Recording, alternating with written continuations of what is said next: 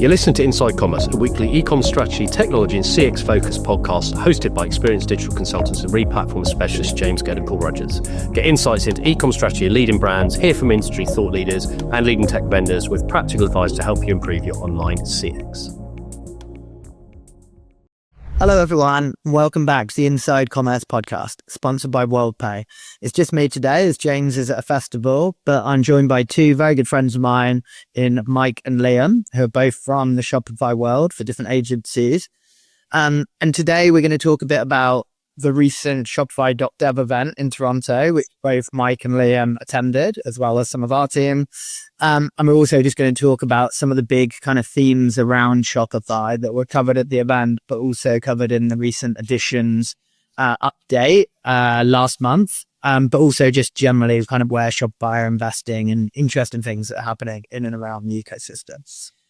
But to start with, if you can give us a bit of an intro, maybe Mike, if we can start with you, just give us a bit of an intro to yourself and Shero. So I'm a solutions director at Shero Commerce. We're a full service Shopify agency focused on complex commerce, a lot of back-end integrations.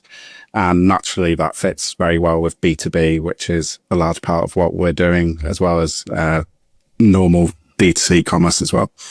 Right. And then Liam? Hi everyone. I'm Liam. I lead the retail and innovation side at Visualsoft. So we're a full service agency also. But yeah, we've got a bit of a specific focus on retail and POS.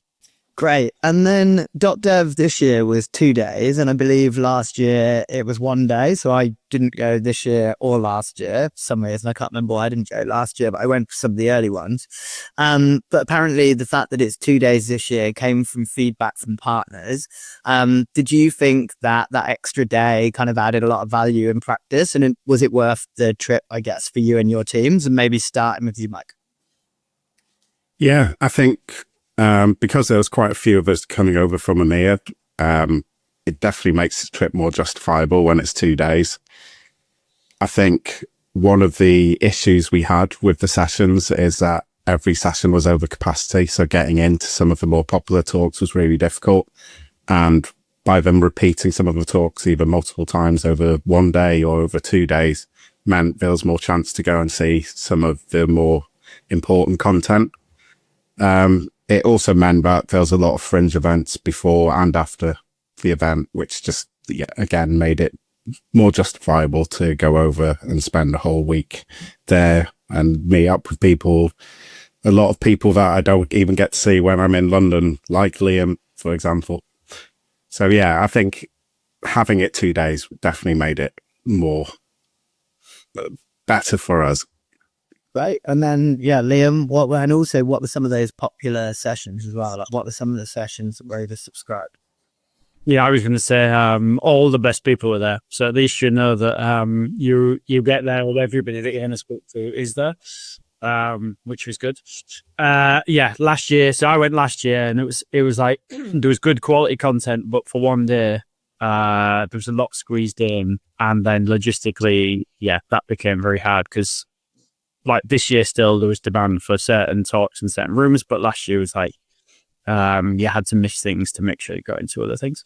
So yeah, that was much improved. I think there was quite a big range of talks, so like popular talks. I mean we'll get onto obviously AI being a really heavy topic for like everything Shopify's doing, but there was a couple of the AI ones in particular that were like practical, like hands-on use of how best to get value out of Shopify using AI or how they're using it internally. I think some of those ones that I found really popular. I don't know if you thought the same. Yeah, definitely.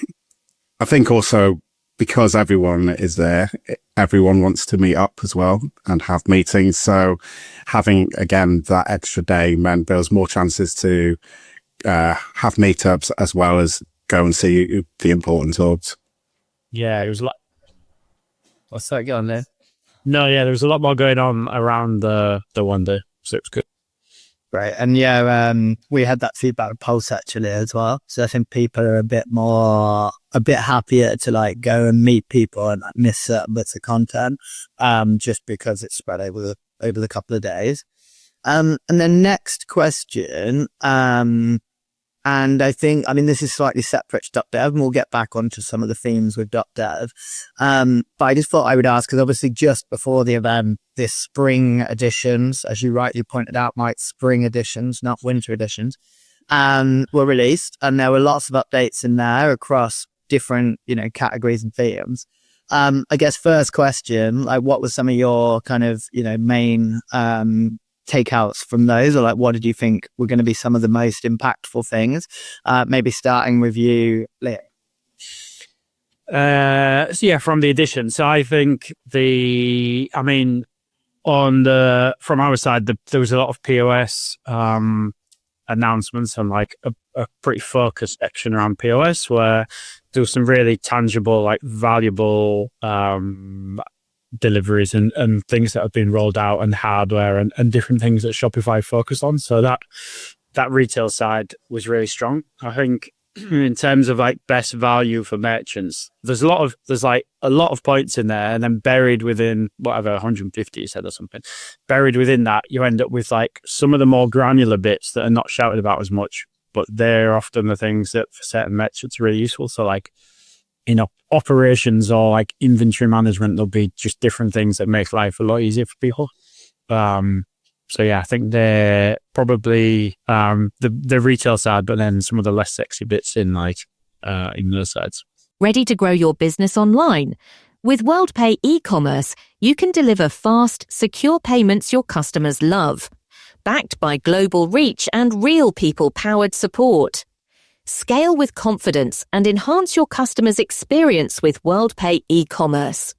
I feel like Shopify are a bit odd with these editions. I'm not odd, but usually they obviously store loads of updates in advance of editions, and then they'll release it, and then there's lots of hype and momentum around it. But around editions, they introduced a few pretty cool things, so like collections management, all of that stuff was outside of editions, wasn't it? And the same with like the targets and budget edition within reporting. And I thought that was a bit odd. But yeah, Mike, what were your views on? Quite a few in there that like sort of have come out, and then when it's editions, they're like fully available. Yeah, and I think that was probably the case. I can't remember whether that was, but I thought they were two like really big improvements that, I think maybe it was collections before and the targets and budgets piece after. But yeah, it just felt like two really big improvements that maybe weren't as hype as part of the editions updates. But yeah, Mike, what about you? Like, what bits were you like most kind of positive about? Well, they definitely are leading with agentic, which is clear to see.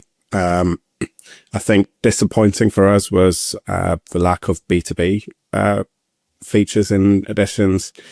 I think one of the main announcements was rolling it out to the advanced plan, which is good to like test the waters in B2B, I think, and getting more people trying Shopify for B2B.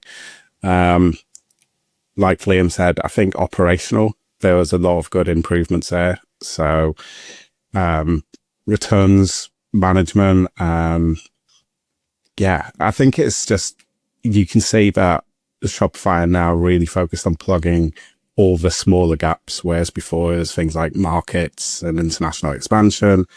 There's really a push to get the fundamentals right within the Shopify platform. Yeah, makes sense. And this podcast has completely unintentionally actually works quite well, because Liam, you're obviously very focused on POS, and Mike, you're pretty focused on the B2B side, and they're two topics that, because I feel like James in particular, wants to avoid the whole podcast being too Shopify as they continue to try and like monopolize or like commoditize commerce. But these two topics are two that we don't actually talk about that often, and they're obviously very important and get bigger and bigger for Shopify. So I think that'll be quite useful. And I guess with out of edition, so you obviously mentioned agentic there, B2B, POS, reporting came out. With some of those bigger themes, like were there follow-up sessions around those kind of pillars at .dev to like give more information? And were there any kind of learnings from any of those? Maybe starting with you there. Yes, I think there's sessions around quite a few of those, but definitely the AI, more AI focused things. I think a big one that we didn't mention there, but was like heavily focused at .dev was the product catalog, global catalog side. So there was a few talks around that. And I think maybe one of the keynote talks sort of covered that pretty heavily. And I think listening to that, again, it's one that's like early stage, but feels like Shopify really heavily backing that one.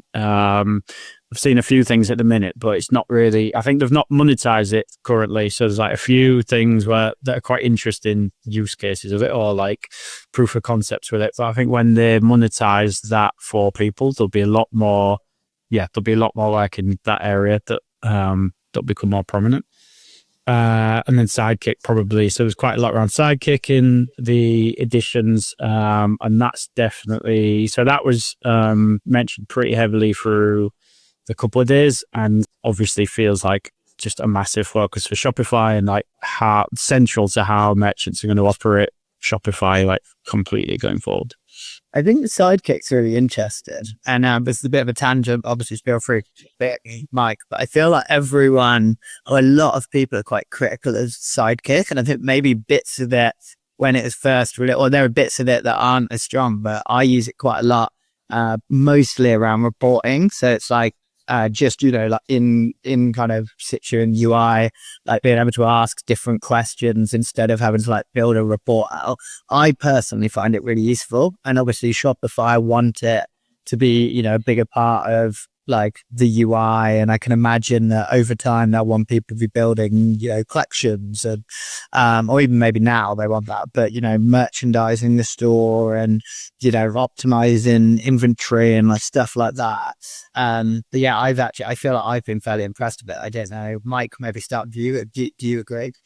Yeah, completely. I'm using it for pretty much any of my Shopify queries these days. It gives better answers than any of the frontier models. If you're asking specifically about the best practices on Shopify or using Shopify primitives, Sidekick's my go-to. I think there was a blog post that the engineering team put out last week about how it's got self-learning loops to make sure that it's learning from any incorrect answers it's giving. And yeah, it's impressed me a lot over the last quarter. And I think opening it up to partners to be able to integrate directly into it is the next logical step. So seeing that is definitely going to make it even more useful.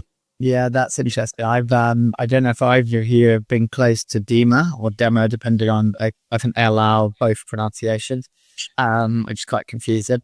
But they've essentially, like, as they've moved more to like prompt usage, they then moved into like being able to develop skills. And then on top of that, there's quite a lot you can do now to build out kind of reporting templates and kind of build IP as an agency. And it'd be interesting to see. I mean, it would make sense if Shopify go down that route as well.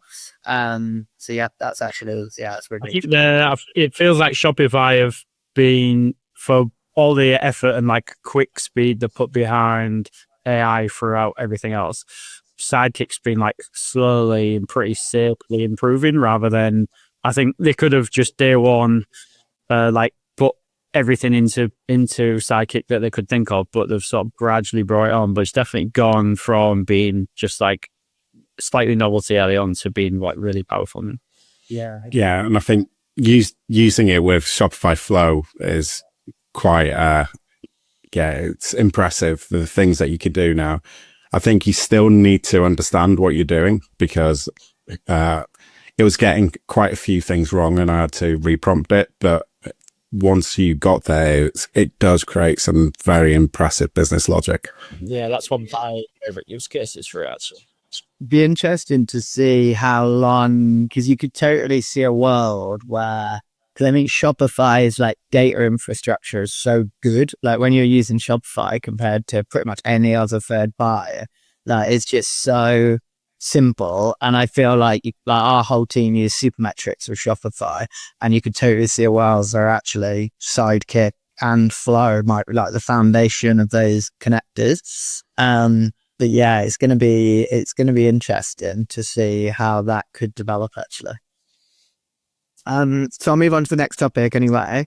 So one of the things that I noticed was Shopify were positioning the cycle as moving from essentially a storefront or a platform that, provides a storefront technology to AI native commerce operations or commerce operating system. And that it does feel like they are starting to chip away. And actually what we just talked about there is probably one example, but also certain back office functions and, deeper reports and whatever else. It does feel like they're really trying to chip away at that kind of operating system positions. And I guess that potentially de-risks some of the stuff with LLMs taking a higher proportion of transactions and everything else. What's your kind of view on that? Like, do you have any views on whether that's like a genuine shift, or do you think it's more marketing, positioning? Maybe start with you, Mike. I am slightly more skeptical on this one. I do feel like there's a lot of marketing push towards it. There's some stats like AI now converts 80% better than organic search, for example. And well, of course it does, because you're pushing someone at the end of the decision funnel, whereas organic search has people across the whole funnel. So when you look at maybe the logic behind some of those numbers, it doesn't quite add up. I did also think it was interesting. Vanessa called the commerce front end the thing that backs checkout on Shopify. So they do see the checkout as the most important part. And I guess with the revenue all coming from finance, it does make sense as well. Yeah. I think the earnings report was 75% there. Revenue's coming from payments now. Yeah. And so, I guess that makes sense. And then Liam, what about you? Yeah, I think like listening to the talks and different key people from through the 2 days, it's definitely not purely a marketing thing. Like they 100% believe they were talking about like stopping writing code. It's completely AI bit. Like they're completely all in on AI to more of an extreme than I thought they would be. Like they make a lot of noise, but they're obviously like 100% in on AI. I think that there's probably something in between those two where I think some of it's just to get ahead of any competition. So in like the platform, this is interesting from your point of view, Paul, but in the platform space, I think there's still some good, more niche platforms, but Shopify probably have like won the mainstream platform race, whereas I imagine the competition is more if agentic did become the big thing and you actually didn't need the front end of the platform, you could just use feeds through LLMs. Like that's the big risk for them. So getting ahead of it by making so much noise around the AI side is like business safety, I guess. But that's probably my theory around it. I think that's where I think they want to go.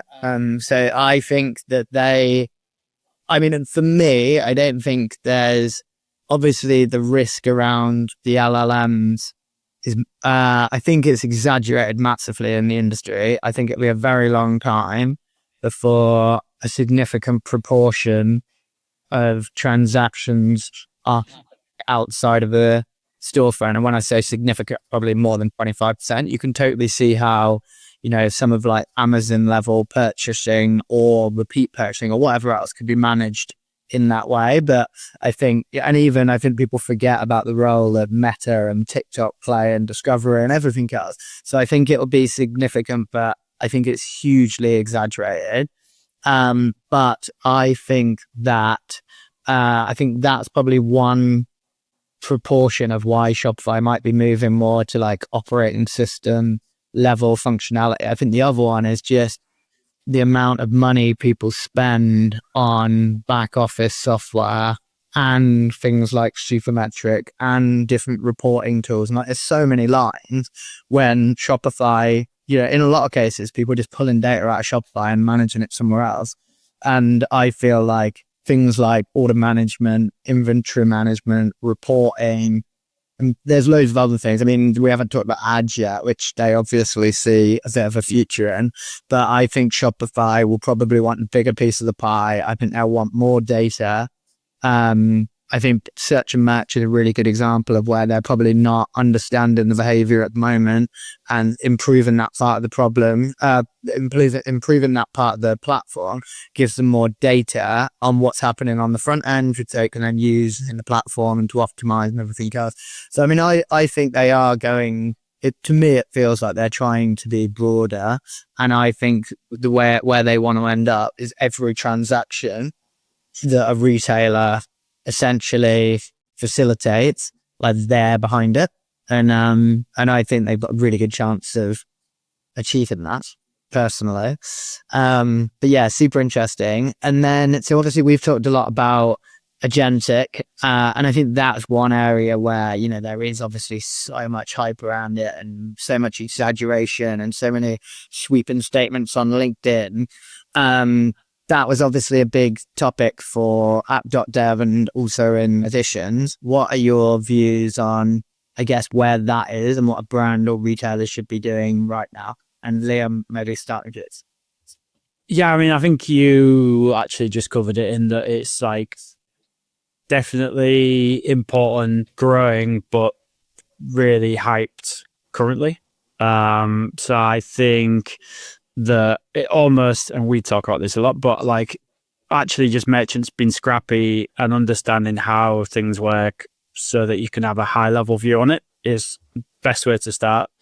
I think it's, and again, what you touched on, but I think when the metrics are sort of percentage based around growth in users, then it's still super early. When it's like, you know, 80% growth in people that are placing orders or whatever it was, like it's really early and can be like taken with a pinch of salt. But I think I would, if from a merchant's point of view, it's standardizing rather than being too unique in like data management and the way that your store's set up. Now Shopify's made itself probably best place, best way to manage data and structure and everything. So I think it's almost keeping in line with best practices as much as you can. And then using things like whatever Glara or SEMrush for just monitoring how you're comparing on visibility across LLMs and trying to just be scrappy and grow that. But yeah, so I think it's like definitely important, but with a pinch of salt. Makes sense. And then Mike, what about you? Well, Liam took my main one, which is structured data. I think making sure that you're using Shopify's meta fields the way Shopify want you to use them, not necessarily how you want to use them. So collection specific meta fields and making sure you are actually using Shopify's catalog taxonomy and not just your own collection management. Yeah, getting that data right is going to be key for the future. And then, yeah, monitoring and updating. I think looking at your FAQs as well, there's a big push there to have all your unique content in an FAQ style format. Yeah, structured data is key, essentially. I think part of that there's also like, a bit of a risk of probably for 5 years, there's been gaps in Shopify where people have filled it by using a meta field to hide some data or do something that you then just use in the logic and the theme. And that's all potentially putting you at risk. So yeah, probably anything that was, built a few years ago, just reviewing that sort of thing and making sure it's standardized. Or even longer, you might still be using tags where you should be using meta fields. And yeah. Yeah, absolutely. I think the one thing you both touched on there briefly, so Mike, you originally said about how Shopify were commenting on the conversion rate of referral traffic, share LLMs, which, and the other thing, or obviously a big part of that is that one, referral traffic is going to be quite a small proportion of the demand coming from those channels, because a lot of people will find something and then go onto Google and search for it and end up on the site. And two, as you rightfully say, you don't know at what point those users are at, but you can assume they're at the kind of bottom of funnel ready to purchase stage. But I think one thing for me with the average brand is I think most people should now be in a position where they understand that. So rather than saying like, referral traffic from ChatGPT is tiny, so therefore it's not that big, or, equally like relying on some of these third parties that are, telling you that these are the prompts that are driving all of your demand and you've got to be like all over them and optimizing blah, blah, blah. I think having a good handle on that is probably quite important in the minute, and just knowing, I guess where you sit with the data that is available, which is still limited. But I think it'll be interesting to see where Shopify takes, because obviously you mentioned Glara, Liam, and a lot of our clients, Glara. Shopify released their kind of like base level LLM reporting, and it'll be interesting to see where that goes as part of that as well. Yeah. There's also an announcement around the classification system for fuzzy attributes. So being able to say this is formal wear, this is active wear, and things like that. But I think standing out is a challenge. So listening to Toby and the Visualsoft chat, I had an idea for the catalogue API. So went away and built something. And what I'm finding is the data you're getting back, if you're trying to do comparison shopping, it just doesn't work. If you're trying to do discovery, then it helps you find what you're looking for. But if you're trying to compare the same product across multiple merchants, it's not working. And I don't know if that's by design or just that the data's not there to be able to match. That's a great point. That's a really good point. So I think everyone is just thinking about like maybe brand level or like, those obvious attributes. But yeah, that's a good point. So many people do comparison. On ChatGPT or whatever. Yeah, it's a really good point. Like the catalogue API doesn't even return the barcode, so you haven't got a unique identifier across different merchants. Okay, so are you more saying that it's the catalogue API that only provides limited data rather than the merchant? I think it's a bit of both. Yeah. Yeah. Yeah, that's really interesting. What's the idea, Mike? It's rare vinyl record finder, essentially. So if you're struggling to find something, you just search for it, and it brings back all the stores that are selling that vinyl.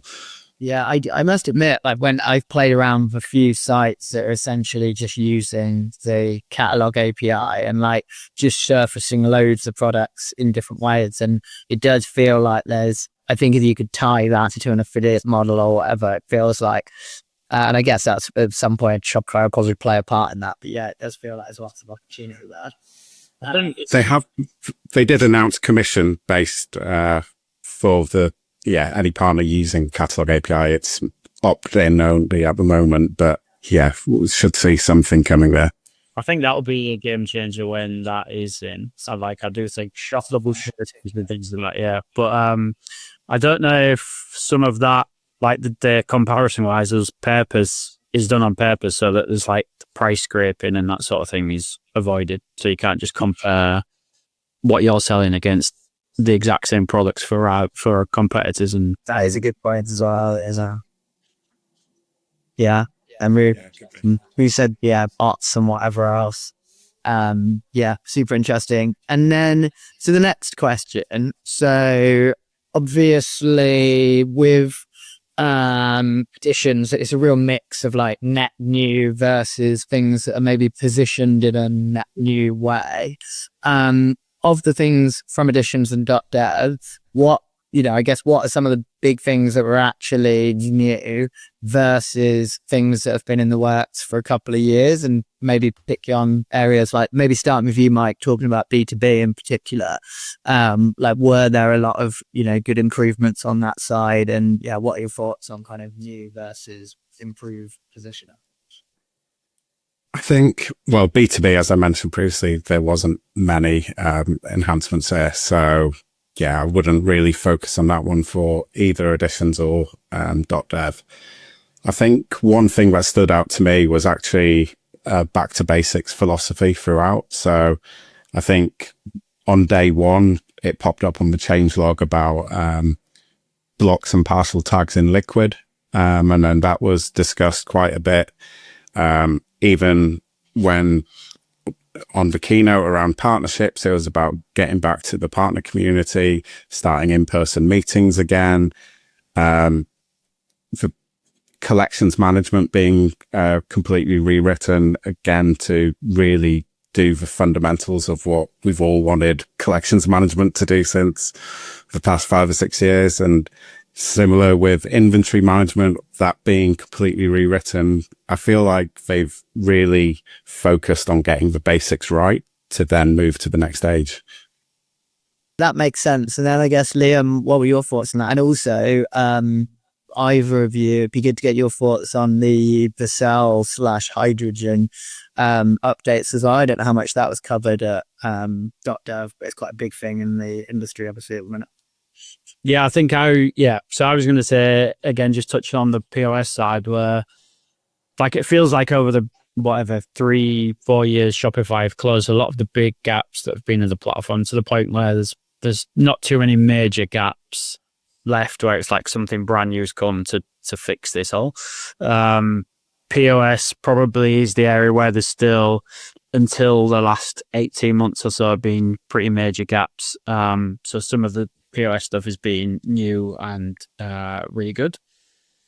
And then, aside from that, it's things like as Mike said, I was going to say, is almost revival or like a revival of some of the other bits. So like hydrogen, actually, it's like the headless side, maybe hydrogen died off in terms of hype and amount of uptake in the last year or so. But I think the AI side, again, the focus on that has brought it back, because the composable like infrastructure and the way that's been approached is perfect for how if Shopify are focused on AI building or like automating that side, then hydrogen in that form would work really well. And then liquid, similar, where they've stripped back liquid to what it was previously, a couple of years ago, where they're like trying to remove the amount of JSON and just going back to more base liquid, again, primarily because it suits the sort of AI agents, coding agents better. So there's a lot of, I think my key takeaway was like there's much less of a 12-month ongoing roadmap and much more of like AI is moving so quickly, what needs to change for the next month, what does the next month look like, and then the sort of reworking some key things, going back a step, because simpler is better for AI agents. Yeah, that's a good point. And actually, I think all three of us, 3-4 years ago, we're used to that narrative of like Shopify said it's coming soon, and then it'll be 2 years, 3 years down the line. Whereas that does seem to have disappeared, maybe with a few exceptions. So it's a really good point. I mean, to be honest, what I see in the industry is someone that's not providing just services for Shopify, is that actually that's what's driving most of the demand for Shopify. It's the speed they're moving at, it's the relationships they got with like the Anthropics, the OpenAIs, the Google, etc. And that's what I think people are really struggling to compete with. So Liam, you've touched on POS, so I might skip that question. The Mike, so I obviously mentioned at the start that you guys are doing a lot of B2B. I don't know anyone, I don't think, that's doing more Shopify B2B than you guys as an agency. So the big question is, to a lot of people, obviously there's been a lot of talk around how focused Shopify is on B2B and obviously differing levels of marketing and everything else, but are you seeing demand from like larger retailers around B2B, and like what's your view on kind of where it's at the moment? I think it's still being invested in, and there's still a demand there for it. So it's not like Shopify have just given up on B2B. I think we've just been so focused on getting all the primitives right that I think there will be a lot more we see coming to B2B over the next few editions. We are seeing that demand. I think a lot of legacy businesses are now realizing that their commerce is so behind. We are getting a lot of people coming to us because they are interested in the agentic space, and they hear so much about Shopify and agentic, and they don't want to lose out on that. So I think businesses are more willing to compromise on some of the more enterprise B2B features than they used to be, just to be able to innovate and move at pace. We are seeing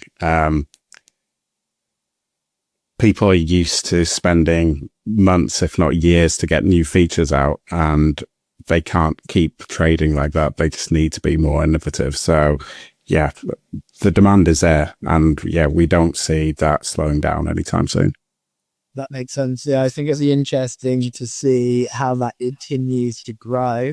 Because obviously it's a more complicated sale, but I feel like that's what I hear is that people want to buy Shopify because of, what it represents, in that you're kind of forced to simplify and you get more out the door faster and you get all of these native features.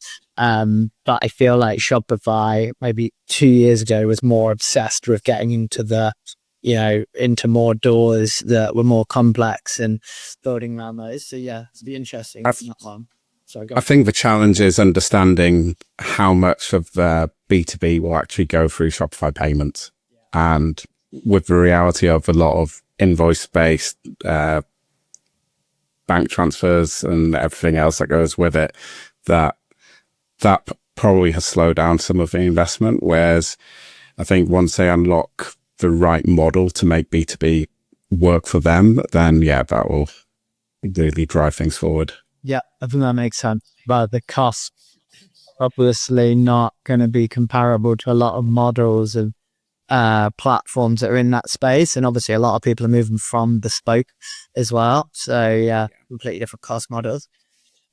So moving on to the last question. And this is a really good question, if I did education it myself, but if you had to bet, what is the one theme that you see being massive at .dev in a year from now? And what's the one that maybe gets dropped or is not as much of a big focus? Maybe start with you, Leo.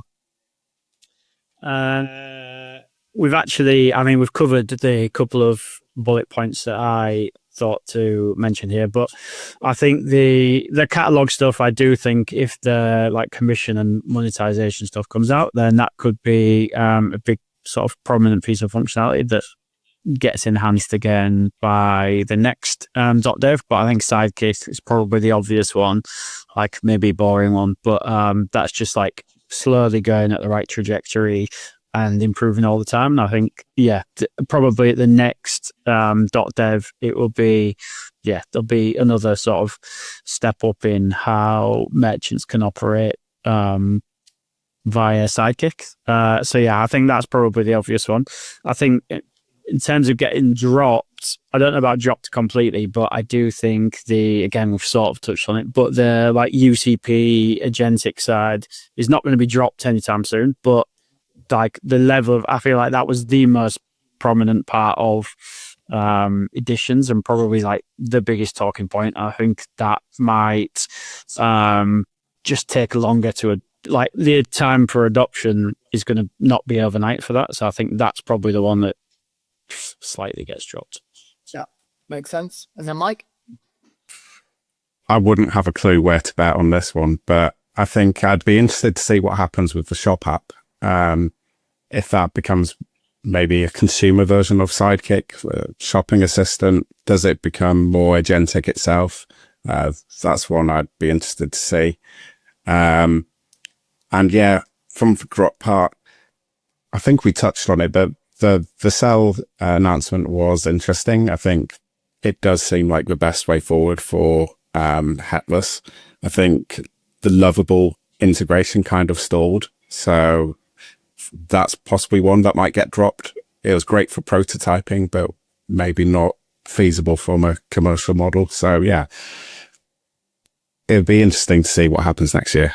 Yeah, that's some good topics. To be fair, I think the lovable one's probably, for me, an example of a more marketing-led partnership where you've got two heights brands coming together and trying to reach different audiences. But I think shop's really interesting because I think that could go in so many different directions.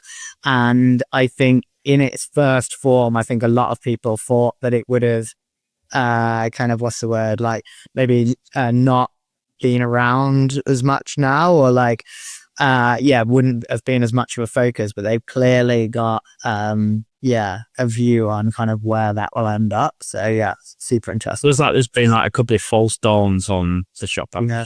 We would mention live click stuff properly. Yeah, who knows, that'll be in 3 years.